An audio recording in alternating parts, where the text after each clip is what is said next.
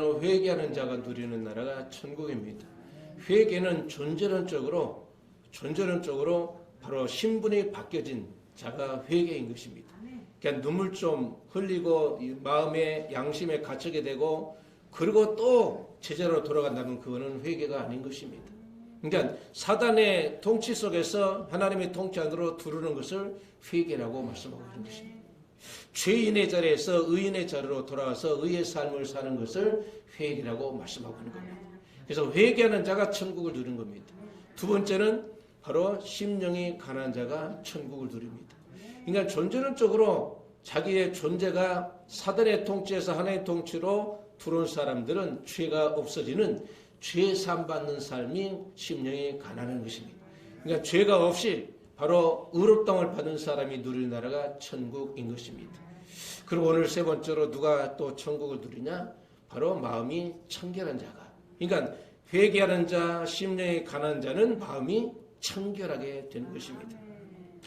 한 왕이 왕자의 아내감을 찾기 위해서 전국에서 아름다운 그리고 예쁜 칭찬받는 아가씨 100명을 선발했습니다. 왕국으로 초청해가지고 그 아가씨 예쁘고 아름다운 그 아가씨들에게 한 명 한 명 바로 부르면서 꽃씨를 하나씩 화분에다가 꽃씨를 다 이렇게 나눠주면서 이제 어느 기간 동안 꽃을 잘 키워가지고 들어오라. 그러면 꽃을 잘 키우는 그 아가씨가 우리 왕자의 바로 이제 신부가 될 것이다. 그러면서 100명의 아가씨들에게 바로 씨앗을 나눠주면서 기간 동안 이제 기다리게 했습니다. 그래서 이 여인들은 지극정성으로 왜 왕자의 비가 되잖아요. 지극정성으로 물을 주면서 거름을 주면서 바로 이 꽃을 잘 키우는데 한 아가씨는 아무리 거름을 주고 아무리 물을 주고 지극정성으로 키워도 이놈의 것이 싹이 안 나오는 거야. 그래가지고 내가 정성이 부족한가? 그래서 막 기도하면서 지극정성으로 막 했는데 결국에는 이제 내일이 그 화분을 들고 왕을 만나러 갈 시간입니다. 그런데 이 처녀에게는 씨앗이 도통 나오려고 하지 않고 빈 화분만 들고 궁으로 들어갔습니다. 왕이 한 사람 한 사람 화분을 보면서 와 이쁘게도 키웠다 아름답기도 하다 그래서 막 칭찬하는데 빈 화분을 가지고 온 이 아가씨에게는 너는 왜 빈 화분이냐? 그러자 무릎 꿇고 저를 죽여주시옵소서. 제가 지극정성으로 키운다고 했는데 이 화분에 있는 씨는 싹이 나오려고 생각하지 않고 지금까지도 지극정성, 아침까지도 지극정성으로 보살폈는데 싹이 안 나왔습니다. 죽여주시옵소서. 큰 죄를 졌습니다. 그러면서 막 울면서 하소연했습니다. 그러자 왕이 말하기를 내가 너희들에게 나눠준 씨앗은 삶은 씨앗이었단다.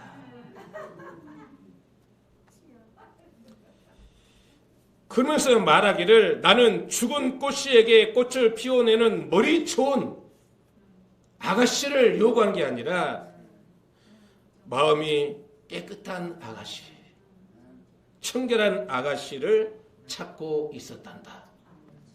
네가 내 며느리야. 몸이 좋은 거 어쩌을까?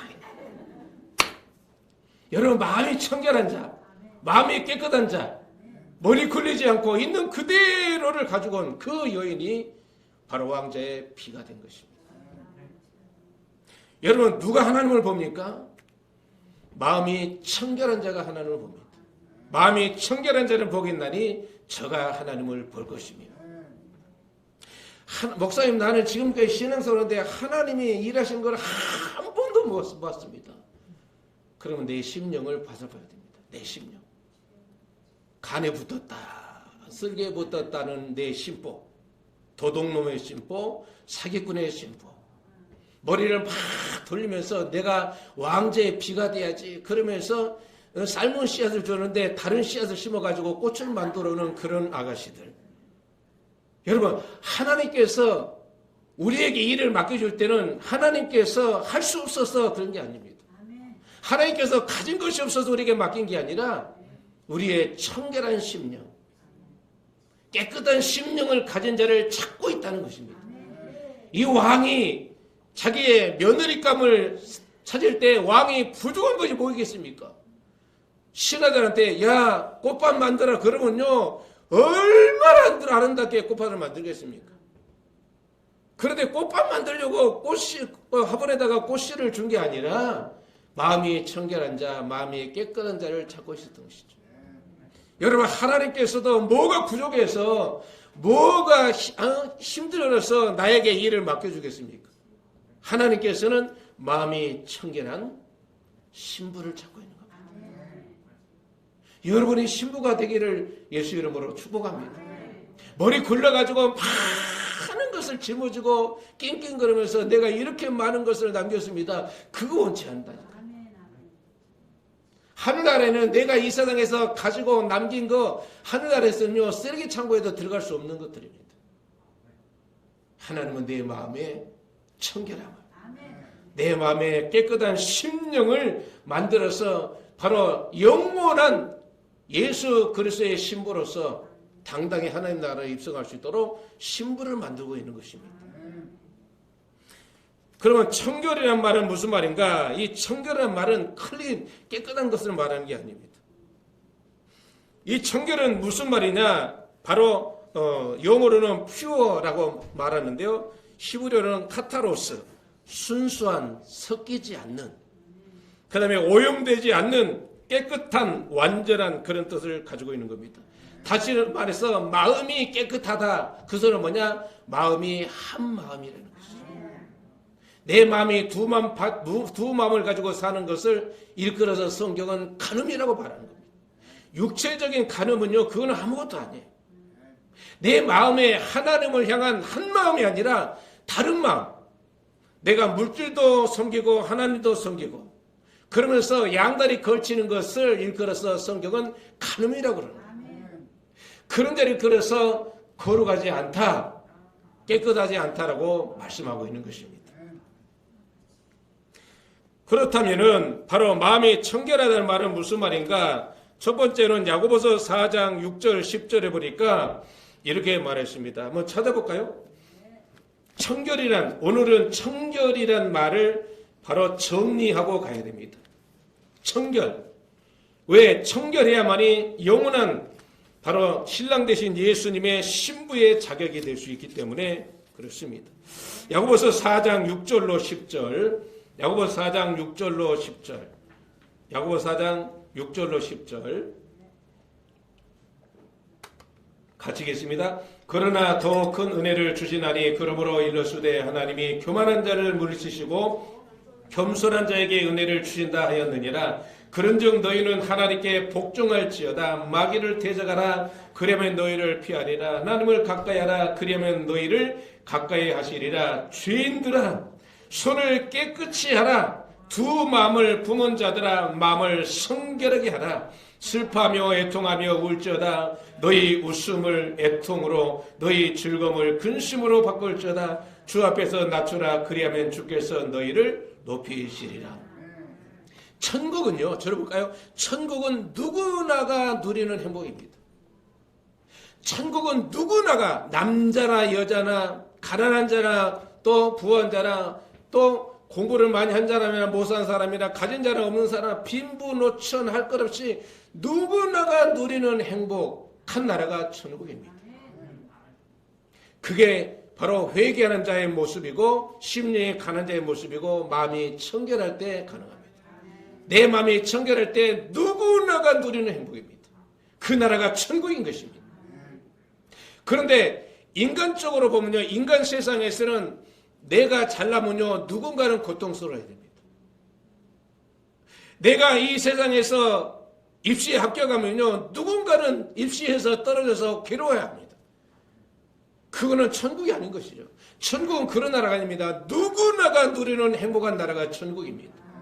여러분 한 분 한 분이 누구나가 누리는 천국이 뭐냐? 그게 바로 퓨어 청결이라는 거죠. 청결. 내 마음이 여러분 한 분 한 분의 마음이 청결하면 누구나가 누리는 행복한 나라 천국을 살게 됩니다. 내 심령이 천국이 아닌 것은 나는 천국인데 다른 사람은 고통을 주고 아픔을 준다면 그거는 천국이 아닌 것이죠. 나도 천국이고 상대방도 천국이고 가정에서도 부모도 천국이고 자녀도 천국이고 모든 사람이 함께 누리는 행복한 나라가 천국인데 심령이 청결할 때 마음이 청결할 때 누리는 나라가 천국인 것입니다. 그래서 8절에 하나님을 가까이 하라 그리하면 너희를 가까이 하시리라. 주인들아 손을 깨끗이 하라. 두 마음을 품는 자들아 마음을 성결케 하라. 여기서 마음을 성결케 하라 말은 뭐냐? 두 마음을 품는 자들아 한 마음을 품으라는 것이죠. 그게 청결입니다. 하나님의 나라를 누리는 청결, 바로 그것이 두 마음을 품는 것이 아니라 한 마음을 품는 것입니다. 그래서 청결은 한 마음을 품는 겁니다. 조강지처 외에는 여자는요 여자로 이성으로 보면 안 되는 거예요. 그게 한 마음인 것입니다. 내 마음속에 겉으로는 조강지처가 나의 마누라라 그렇게 하고는 속에서는 이 사람도 저 여자도 계속 여러 가지 마음을 품고 사는 사람을 이끌어서 바로 거룩하지 않다라고 말하는 것이죠. 두 번째로 청결하다는 말은 무슨 말인가? 두 번째로 마태복음 6장 24절 마태복음 6장 24절 청결을 정리해야 됩니다. 왜? 누구나가 누리는 행복한 나라 천국을 누리는 것이 바로 청결이기 때문에 마태복음 6장 24절 마태복음 6장 24절 같이 읽겠습니다. 시작. 한 사람이 두 주인을 섬기지 못할 것이니 혹 이를 미워하고 저를 사랑하거나 혹 이를 중히 여기고 저를 경히 여김이라. 너희가 하나님과 재물을 겸하여 섬기지 못하였느니라. 아멘. 두 번째는 뭐냐? 한 주인을 섬기는 것이 청결입니다. 한 주인. 열왕기상 17장 8절 16절 보면은 사르밧가보가 나옵니다. 하나님께서 엘리야를 그리 시냇가에 숨겨뒀다가 바로 까마귀를 통해서 먹을 것을 공급해 주다가 그리 시냇가가 마르자 하나님께서는 어디로 보내냐? 사르밧 동네로 보내서 한 과부에게 보냅니다. 여기서 한 과부, 하나님이 지정한 과부, 거룩한 과부 집으로 보냅니다. 그러면서 바로 이 사르밧 동네 문을 열자마자 그 여인이 나뭇가지를 줍고 있었습니다. 그래서 여보시오, 왜요? 나에게 물을 갖다 줄 수 있어? 알았습니다. 여보시오, 물만 말고 밥도. 그러자 이 사르밧 과부가 말하기를 너희 집에 밥은 없고 우리 내 그 가루통에 한 움큼의 가루와 기름 조금 있을 뿐입니다. 그러면 그것으로 빵을 만들어서 나로 먹게 하고 당신과 당신 아들도 드시오. 그러자 사르밧 과부가 그대로 순종합니다. 여러분 두 주인을 섬겼다면 여보시오, 나하고 내 아들이 이제 먹을 것도 없는데 무슨 당신까지 와서 꼽사리를 붙들려고 그러시오. 그러면서 단칼에 끊었을 겁니다. 그런데 이 선지자의 말에 그대로 순종합니다. 왜? 바로 한 주인을 섬기고 있기 때문에. 분명히 선지자가 그랬습니다. 당신과 당신 아들도 먹지만 나한테 먼저 갖다 주고 그리고 당신과 당신 아들에게도 만들어서 먹으시오. 이상하잖아요. 왜냐하면 한 끼 가지고 자기하고 자기 아들하고 먹고 이제는 인식을 끝이려고 그랬는데 그걸 갖다가 자기 먼저 공양을 하고 그리고 당신과 당신 아들도 먹으시오 그런 거예요. 그대로 순종했더니 탈탈 털어가지고 바로 이 선제를 섬기고 그리고 선제의 말대로 다시 부엌으로 가서 통을 봤더니 통에 가루가 있을까 없을까? 아니 딱 긁었어. 선제에게 갖다 주었다니까. 아니 딱 긁었어 주었다니까. 그러면 없어야지. 그런데 있는 거예요. 저녁이 됐는데 또 구름을 딱 긁어서 점심때 다 없앴잖아요. 그러면 저녁에 있어야 될까 없어야 될까? 아니 없어야 정상이지. 근데 또 있다니까. 아니 이러면 가루통이 겁나 많아 뚝딱 무슨 하여튼 가루를 갖다 만들어내는 생산 공장도 아니고 그걸 딱딱 긁어서 3살에 먹고 아침에 가서 또 이제 먹으려고 하니까 있어야 돼 없어야 돼? 없어야 되는데 또 있는 거야. 그러기를 3년 6개월 동안 먹고 산 거예요. 이걸 그래서 한 주인을 섬긴다. 한 주인을 섬기면 하나님께서 쌀도 주시고 기름도 주시고 반찬도 주시고 돈도 주시고 여러 가지 필요를 다 채우는 겁니다. 아까 마태복음 6장에 24절 우리가 읽었지만 바로 그 이후로 보면요. 그러므로 너희는 뭘 먹을까 마실까 입을까 염려하지 말라. 뭘 먹을까 마실까 입을까 염려하는 것은 두 주인을 섬긴다는 거예요. 너희는 먼저 그의 나라와 의의를 구하라. 그러면 이 모든 것을 더하여 주시리라. 이 사람과 갑옷처럼 하나님 명령에 순종하고 선지자의 말에 순종하면 그게 하나님의 나라를 구하는 것이고 하나님의 의의를 구하는 겁니다. 그게 한 마음이고 한 주인을 섬기는 겁니다.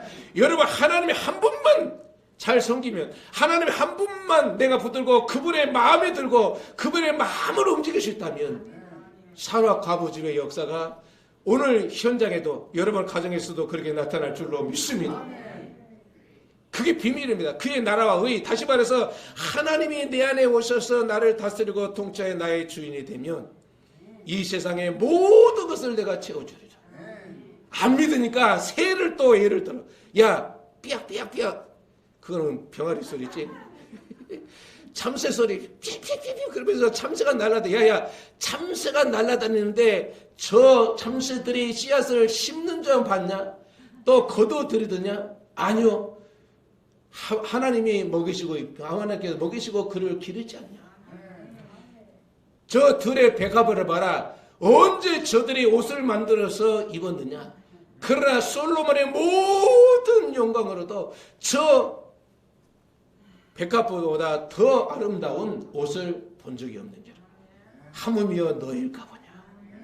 잠시 있다 없어지는 저 미물들도 하나님께서 먹이시고 입히시거든 하물며 너일까 보냐. 믿음이 없는 자들. 그러니까 바로 두 주인을 섬기는 게 아니라 한 주인, 하나님이 유일한 나의 생명의 주인이시다.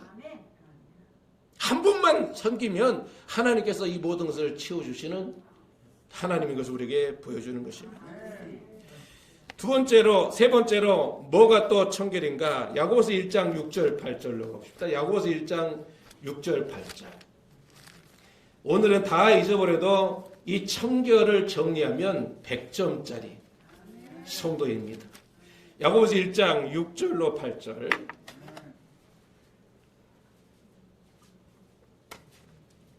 야고보서 1장 6절로 8절.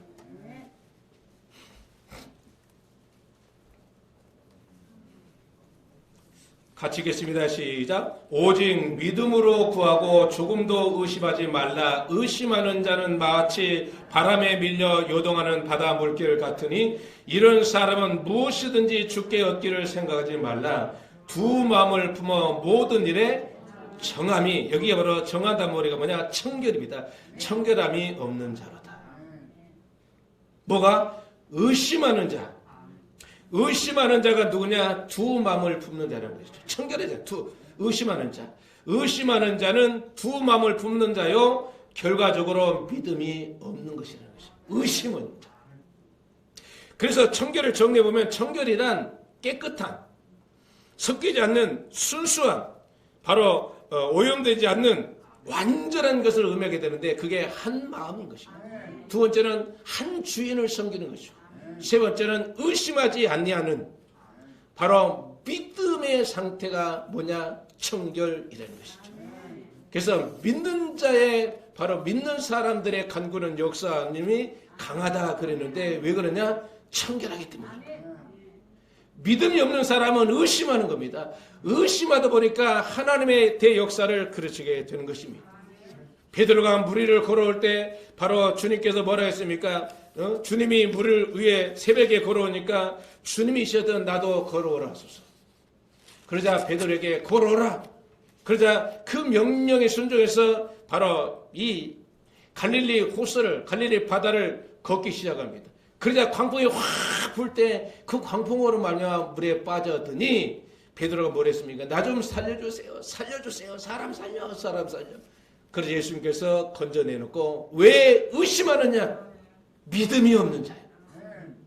의심하는 것이 뭐냐? 그게 청결하지 않다는 것이죠. 여러분 부모가 말씀하면요 의심할 여지가 없잖아요. 어머니 다음 주까지 공납금 내야 돼요. 알았다. 그러면 끝이야. 부모님이 알았다 그러면 끝이야. 왜? 알았다는 소리는 준비해 주겠다는 소리거든. 그거 끝나는 거야. 근데 만날 때마다 공납금, 만날 때마다 공납금, 만날 때마다 공납금 그러면요 귀싸대기 맞아. 왜? 의심하니까 귀싸대기 맞는 거지. 예수 믿으면서 귀싸대기를 맞는 사람들은 의심하는 사람. 믿음이 없는 자들이야. 이리 터지고 저리 터지고 막 얻어맞고 정신이 없는 사람들은 의심하는 자란 말이죠. 믿음이 없는 자. 귀싸대기 맞지 않기를 축복합니다.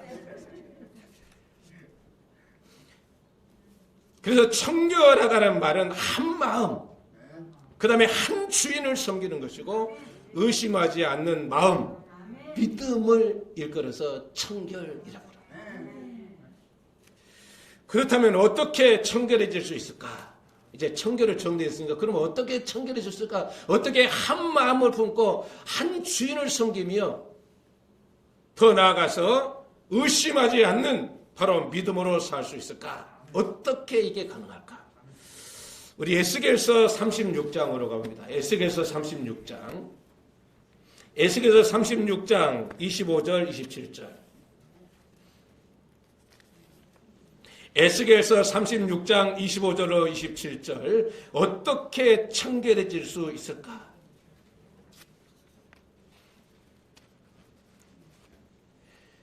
에스겔서 36장 25절 27절 우리 같이 읽겠습니다. 맑은 물을 너희에게 뿌려서 너희로 정결하게 하되 곧 너희 모든 더러운 것에서와 우리 모든 우상 숭배에서 너희를 청결하게 할 것이며 또 새 영을 너희 속에 두고 새 마음을 너희에게 주되 너희 육신에게서 굳은 마음을 제거하고 부드러운 마음을 줄 것이며 또 내 영을 너희 속에 두어 너희로 내 율례를 행하게 하리니 너희가 내 규례를 지켜 행할지라. 누구든지 청결한 심령을 가지고 하나님을 보기를 원합니다. 그런데 인간의 힘으로 인간의 노력으로 되는 게 아니라 누가 바로 우리에게 이 마음을 주어야 되냐? 하나님이 이 새 마음을 주셔야 됩니다. 첫 번째는 어떻게 주냐? 25절을 보니까 맑은 물을 너에게 뿌려서 너희로 청결하게 하되. 맑은 물. 이 세상에 청결하고 맑은 물은 무슨 물밖에 없습니까? 예수의 피밖에 없는 것입니다. 여러분 십자가에서 못 박혀 피 흘려 죽으시고 그 피에다가 그 피를 잔에다 담아가지고 우리에게 내민 것이 지금 오늘 성찬인데요. 바로 그 핏잔을 내한테 내밀 때 그 잔을 신부 될 사람이 받느냐 안 받느냐에 따라서 바로 신랑 대 신랑의 신부가 결정되는 겁니다. 그래서 가나안 지역의 혼인잔치를 통해서 바로 이 혼인잔치가 시작되면은 신랑이 신부에게 바로 잔을 내밉니다. 포도주 잔을 내미는데 모든 관중들은요 좋아 합니다. 왜? 신부가 파토낼 수 있기 때문에. 그 잔을 받아들이면 이제 결혼이 형성되지만 그 잔을 안 받으면 신부가 안 받아들이면요 퇴짜 놓으면은 이 결혼식이 형성이 안 되는 거예요. 그러니까 모든 사람들이 신랑이 신부 될 사람에게 잔을 탁 내볼 때 조마조마하는 신랑도 막 떨어 조마조마 떨어. 저 10억을 받아야 되는데 받아줘야 되는데 또 신랑만 그런 게 아니라 주변에 모든 군중들도 막 초조해가지고 그러다 신부가 탁 받으면요 막 박수 치면서 드디어 결혼이 형성됐다 하면서 막 기뻐하는 것이죠. 여러분 그 피가 예수님께서 우리에게 내민 그 피가 그 피를 마시는 자는 우리의 심령이 청결하게 되고 청결하게 되어서 신랑 되신 예수님을 이제 사모하면서 신랑 준비를 신부로서 신랑을 맞이할 준비를 바로 하게 되는 것입니다. 그래서 예수님께서 피 흘려주시고 그 피자를 나한테 주셔야만이 내 심령이 청결하게 되는 거예요. 그 피가 없이는 우리의 심령이 청결해질 수 없습니다. 목사님 그 심령을 갖다가 양잿물로 그냥 씻으면 깨끗하지 않게요. 그럼 얼마나 좋겠습니까? 여러분, 연탄은요 아무리 양잿물로 씻어도 꾸준물만 나오지 하얗게 되지 않습니다. 어떻게 할 때 하얘지냐? 태워야 돼요. 연탄은 태워야 검정 것이 하얘야 돼요.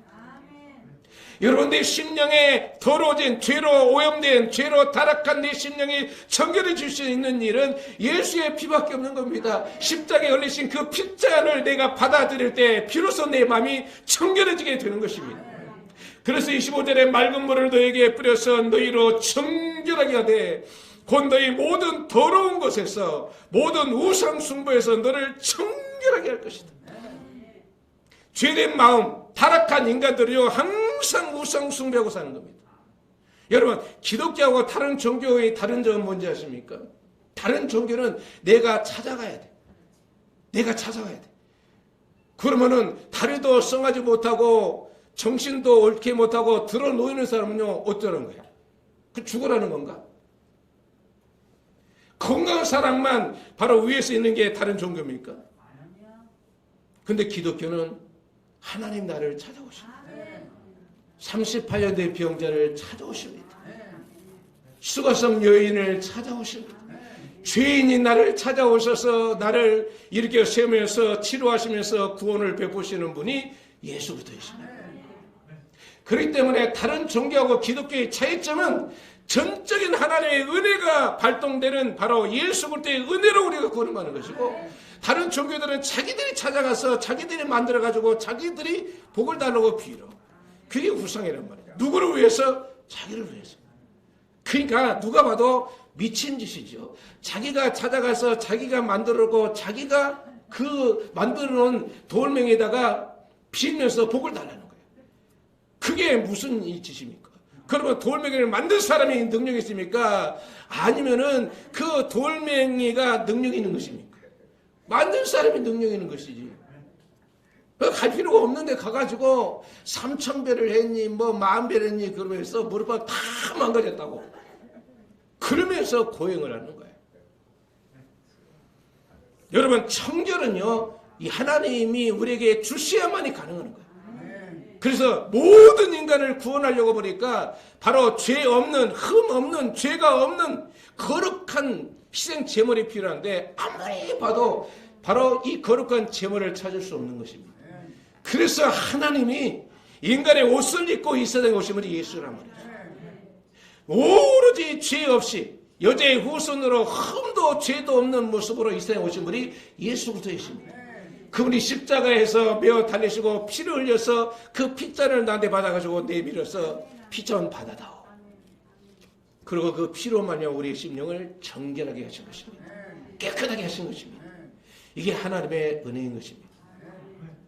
두 번째는 뭘로 깨끗해지냐? 26절에 보니까 또 새 영을 너희 속에 두고 새 마음을 너에게 주되 너희 육신에서 굳은 마음을 제거하고 부드러운 마음을 줄 것이며, 하나님의 새 영, 성령을 내 심령에 부어줘서 바로 육신에서 굳은 마음, 내 고집불통, 인간의 생각, 세상의 생각, 자기가 가지고 있는 지식을 절대로 바로 버리려고 하지 않았던 사람 속에 성령이 들어가가지고 내 생각, 세상의 생각, 인간 생각을 완전히 깨부시고 온전히 성령의 사람으로 만들어서 내 마음을 청결하게 하는 것입니다. 그래서 27절에 또 내 영을 너희 속에 두어 너희로 내 윤례를 행하게 하리니 너희가 내 규례를 지켜 행할지니라. 하나님의 성령이 내 안에 들어서 나를 밀고 다니니까, 성령이 이끌어 다니니까 바로 그 행위는 누구의 행위냐? 성령의 행위인 것이에요. 내 생각과 상관없이, 내 주장과 상관없이, 내 계획과 상관없이 성령이 나를 밀고 다니는 삶, 그 사람이 피된 삶이요, 그 삶이 소금으로 사는, 이 땅에서 하나님 백성들의 삶을 사는 착한 행실, 의로운 행실인 것입니다. 그게 신부된 성도들이 이 땅에서 삶을 사는 모습인 것입니다. 그래서 예수님께서 십자가에 못 박혀 돌아가기 전에 성령 받으라고 외쳤던 것입니다. 성령이 너에게 임하시면, 바로 성령이 오시면 너희를 모든 진리 가운데 인도하시리니 진리가 너희를 자유케 하리라. 그러면서 십자가에 죽으시고 부활하시고 난 후에 첫 메시지가 뭐냐? 한숨을 푹 내쉬면서 평강이 있을지어다 그러시고 성령 받으라고 했어요. 그리고 이제 승천하기 바로 앞에 하나님 예수님께서 또 뭐라고 그러냐? 바로 예루살렘을 떠나지 말고 몇 날이 올 때여 성령이 너희들이 모르시니 성령을 기다려라. 그러면서 성령 받으러 외쳤던 것입니다. 왜? 성령이 아닌 것은 내 이 버려진 심보, 죄된 심보가 새로워질 수 없습니다. 새 사람이 될 수 없습니다. 깨끗해질 수 없습니다. 청결해질 수 없습니다. 신부의 마음, 신랑을 기다리는 신부로서 이 땅에서 살 수가 없기 때문에 바로 성령을 통해서 우리의 심령을 청결하게 하신 것입니다.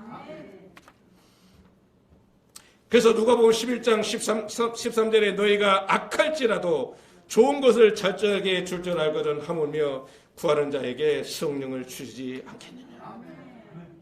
그래서 성령을 기다리라고, 성령을 구하고 찾고 두드리라고 주님께서 우리에게 말씀하고 있는 겁니다. 왜? 성령이 아니면 신부로서 살 수 없기 때문에, 성령이 아니면 다시 오실 예수를 기다릴 수 없기 때문에 그런 것입니다.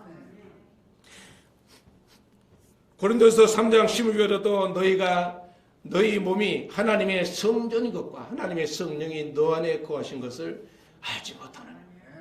그러니까 예수 믿고 구원하는 심령 속에 성령 오셔서 나를 주관하심으로 말미암아 하나님의 성전이 될 때 청결한 마음을 가지고 살 수 있습니다. 그 청결한 마음을 가지고 살면 하나님을 보게 되는 것입니다. 요한계시록 7장 14절에도 내가 말하기를 내 주여 당신이 하시나이다 하니 그가 나에게 이르되 이 큰 환란에서 나온 자들인데 어린 양의 피에 그 옷을 씻어 쉬게 하였느니라. 누가 저 큰 환란에서 나오냐 하더니 예수의 피로 씻어서 나온 자들입니다. 7년 환란 가운데에서도 예수의 피로 구원받은 사람들이 그 환란 가운데서 나오더라고요. 이방인인 우리들은 그 전에 들림마다 올라가지만 7년 뒤에 환란 때 그런 일들이 벌어지는데 누가 구원받냐? 예수의 피로 구원받는 사람들이 나오더라 이겁니다. 그래서 성경에는 바로 옷을 빠는 이야기를 계속합니다. 옷을 빠는 자가 복이 있다. 내 옷을 바로 청결하게 하는 자가 복이 있다. 그러면서 계속 빠는 이야기를 하는데 그 빠는 이야기는 뭐냐? 바로 신랑 대신 예수 그리스도의 신부로서 이 땅에 사는 성도들을 향해서 말씀하고 있는 것입니다. 그럼 세 번째는 성령의 통치를 받아야 되는 것입니다. 로마서 8장 1절 12절에 보니까 그러므로 이제 그리스도 예수 안에 자에게는 결코 정죄함이 없나니 이는 그리스도 예수 안에는 생명의 승리의 법이 죄와 사망의 법에서 너를 해방하였습니다. 누가 청결하냐? 죄와 사망의 법에서 해방받는 사람의 심령이 청결합니다. 죄와 사망의 법이 나를 주관하면 절대로 청결할 수 없습니다. 두 생각, 두 마음 뿐만 아니라 바로 우리의 심령 가운데 하나님이 주시는 믿음이 아니라 의심하는 마음을 자꾸 불어내서 우리의 신앙을 깨뜨리게 되는 것입니다. 죄 가운데 있으면 절대 청결할 수 없습니다. 죄와 사망의 법 아래 있으면 절대로 청결할 수 없습니다. 거기서 빠져나와 생명의 성령의 법에 인도를 받아야 진정으로 우리의 심령이 청결할 수가 있는 것입니다. 우리 마음에는 두 개의 마음이 항상 도사르고 있습니다. 사망의 법이 나를 주관하고 때로는 생명의 성령의 법이 나를 주관하고 이 둘이 자꾸 세워서 바로 이기면은 자유롭지만 지면은 그때부터 공고하는 겁니다. 그래서 로마서 7장 25절에 나는 공고한 사람이로다. 이 사망하면서 누가 나를 건져내랴. 사도 바울의 고백입니다. 그런데 생명의 성령의 법이 바울 안으로 들어오고 나서부터 바로 이 사망의 법이 사라지게 된 겁니다. 그리고 온전히 이제는 바로 청결한 심령으로 성령의 인도하심을 쫓아 살게 된 것입니다. 그래서 성령으로 충만한 사람을 이끌어서 청결하다고 말하는 것입니다. 그렇다면 마음이 청결한 자는 하나님을 보게 되는데 본다는 말이 무슨 말일까? 시편 24편 3절로 한번 보십시다. 시편 24편 3절. 마음이 청결한 자는 하나님을 본다고 그랬는데 이 본다는 말은 무슨 말일까? 시편 24편 3절 10절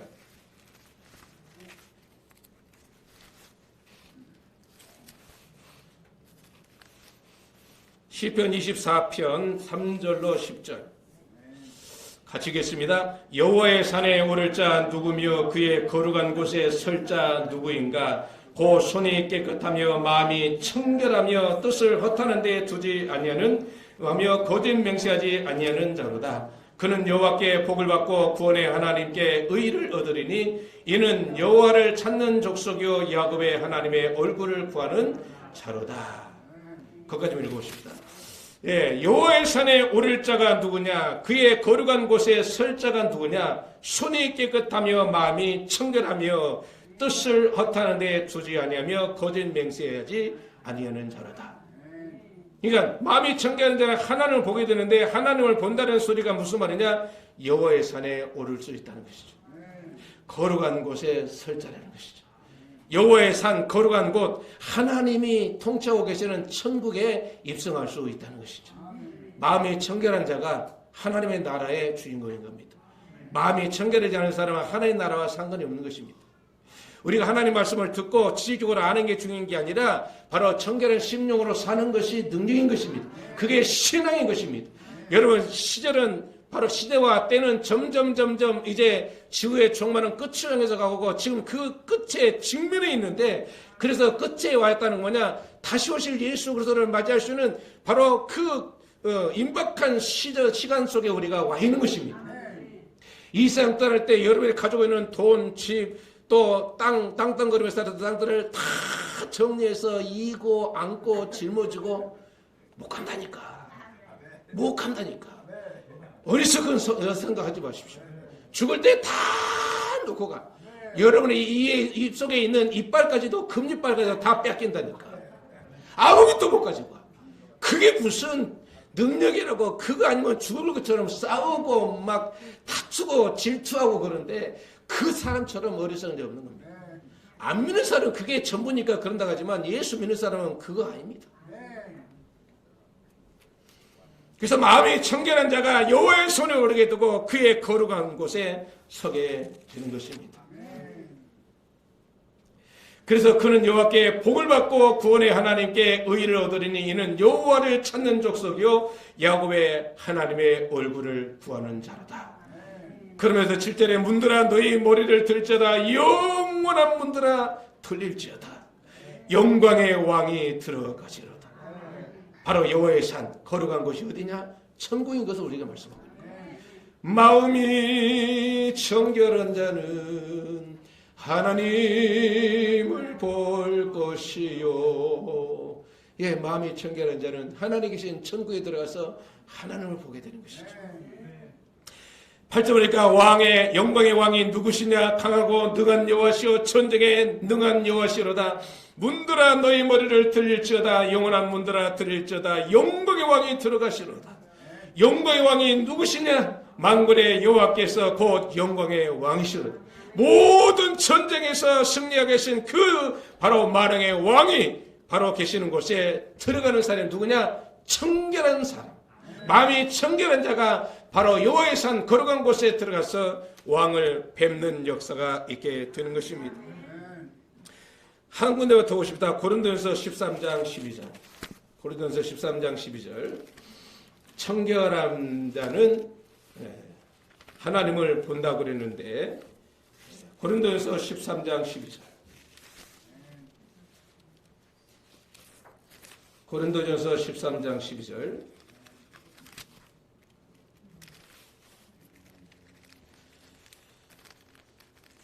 우리 같이 읽겠습니다. 우리가 지금은 거울로 보는 것 같이 희미하나 그때는 얼굴과 얼굴을 대하여 볼 것이요 지금은 내가 부분적으로 아나 그때는 주께서 나를 아신 것 같이 내가 온전히 알리라. 이 세상에서는 하나님을 안다고 해도 부분적으로 아는 겁니다. 여러분, 앞을 보지 못한 사람이 코끼리를 만질 때 코끼리의 다리를 만지면 오메 코끼리는 기둥이요 그럴 거 아닙니까? 그렇죠? 그리고 어떤 사람은요, 기다란 코를 갖다 이래 맞으면 바로 코끼리는 기다란 두꺼운 끈 같은 것이요. 그렇게 하는 거 아닙니까? 또 몸통을 만나면 오메 이렇게 그냥 뚱보가 있는가? 코끼리는 그냥 뚱보, 돼지 뚱보가 코끼리다고 또 이야기할 수 있잖아요. 이 땅에서 하나님을 이야기할 때 자기가 경험한, 자기가 느꼈던, 자기가 만났던 부분적으로 알게 되는 것이죠. 그러니까 내가 하나님을 본 것을 주장한다면, 그리고 다른 사람들이 만난 하나님을 무시한다면 그 사람은 안 못 보는 바로 소경이 코끼리를 만지는 것과 똑같은 것입니다. 그러니까 내가 주장하는 것도 맞고, 바로 홍서방이 주장하는 것 맞고, 길동이가 주장하는 것 맞고, 모든 사람이 주장하는 것이 다 맞는 거예요. 그걸 다 가져오면은 오메 코끼리가 그렇구만, 코도 있고 다리도 튼튼하고 뚱보 같고 어마어마하게 등기가 크구만, 그게 코끼리. 이게 결론이 나오는데 자기 주장만 하면요 완전히 그는 토막토막 반토막이고 부분적으로만 이야기하는 거예요. 그래서 우리가 지금은 거울로 보는 것 같이 힘이 하나 그때는 얼굴과 얼굴을 대하여 볼 것이요, 지금은 우리가 부분적으로 하나, 그때는 주께서 나를 아신 것 같이 내가 온전히 아시라. 들어서 아는 거하고 눈으로 맞대고 알면 보는 거하고 하늘과 땅 차이입니다. 눈으로 보면요 머리와 발가락에 다 우리가 알 수가 있는 거예요.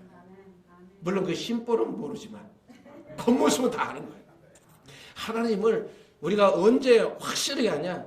그날에 갈 때 확실하게 하는 거예요. 그래서 마음이 청결한 자는 복이 있나니 하나님을 볼 것이며, 이 세상에서도 마음이 청결한 자는 하나님의 일하심을 보게 됩니다. 내 가정에서, 내 직장에서, 내 사업장에서, 나의 자녀를 통해서 일하심을 보게 되는 겁니다. 목격하게 되어 있습니다. 그리고 그 하나님을 부분적으로 알면서 그분을 신뢰하고 한 마음으로 한 생각으로 의심자고 믿음으로 살았더니 이제는 예수님과 한 몸으로 천국 들어갔더니 이제는 얼굴과 얼굴을 맞대어 보는 것처럼 완벽하게 하나님 보는 역사가 있게 되는 것입니다. 그 주인공이 저와 여러분들 양평 20개 성도님들이 되시기를 예수 이름으로 축복합니다. 마음이 청결한 자가 하나님을 보게 됩니다. 내 마음을 한 마음, 그 다음에 한 생각, 한 주인, 또 의심하지 않는 믿음으로 사는 그 모습이 청결입니다. 그 청결한 심령으로 매일매일 승리하게 되시기를 예수 이름으로 축복합니다. 아멘. 우리 찬양하고 기도들 하십시다.